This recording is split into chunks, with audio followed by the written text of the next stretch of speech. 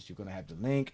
We're gonna be able to watch it. We're gonna do it on playback or on through StreamYard, whichever way. But for sure, there's going to be one night out of every week that we're just going to have a GOAT James Kingdom members live to watch the game. Whatever game y'all choose to. Y'all, I'm going to choose the date. Y'all choose the date, and we choose whatever game y'all want for that date.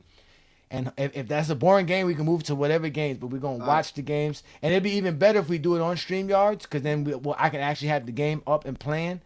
But obviously, StreamYard limits how much people we can have on at a time. So if we have more than 10 GOAT James Kingdom members, that's all I can have on my StreamYard is 10 people up here, including myself. So I want to do it on playback and on YouTube a lot more, but then you guys won't be able to watch the games on YouTube in general, but you'll still be able to watch the games with us and talk the games. So we're going to have those special streams coming up during the season. So if you are a GOAT James Kingdom member, thank you so much. If you're not, all you got to do is go to the GOAT James Kingdom channel, hit that join tab. You'll see all the different perks to becoming a GOAT James Kingdom member. Support what we do here because we're real basketball fans and we're going to only expand our content. I actually got you guys posters in the makings, so I'm going to send everybody out there posters who won the contest for the posters that we got. That's coming very soon. I'm going to have to ship that out. So I'm going to get yours, Herm. I already got Herm's information, so I'm going to get that out to Herm. We're going to do that. But again, like I told y'all, man, this is the Friday Night Exposure with the Exposer. We were showing actual game footage and game film of LeBron James versus the Spurs and obviously the Kobe Bryant versus the Spurs. So that's what tonight's program is about. You can go back and watch it, have fun. This was the Friday Night Exposure with the Exposer. I do this every Friday night. But like I always told y'all, we are GOAT James Kingdom. We go live every Sunday noon Eastern time with the GOAT James Kingdom show with B. Lee and Ajani. And obviously Craig King, John, and obviously the GOAT James Kingdom members. So make sure you join us 12 Eastern right here on the GOAT James Kingdom on a Sunday afternoon where we do that.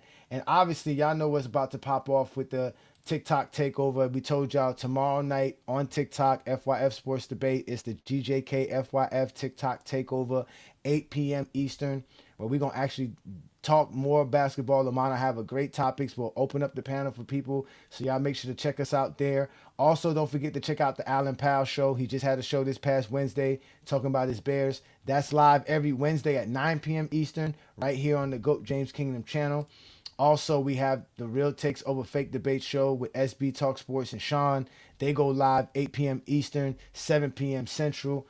Again, we are the GOAT James Kingdom platform. We opened up our platform for all of you dudes to step up and talk the game of basketball. And because we've been doing that, Johnny's been getting threats. Dudes are out here talking about how they can get I mean, I don't understand this. They really want to put a hit on your boy, man. They out here putting money on my head, man. But with that being said, man, we want to thank y'all for showing up again tonight. Thank you, all you guys, all the GOAT James Kingdom members.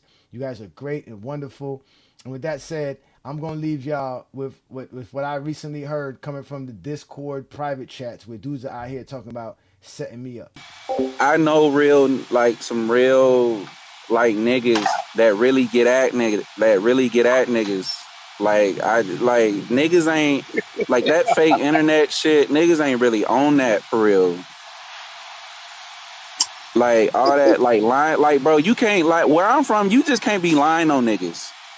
Like that'll get you fucked up. Yeah, but on the internet, everybody just lying on there. Like that's weird. Like that's not cool. Like you will die. Like niggas will kill you for lying on them.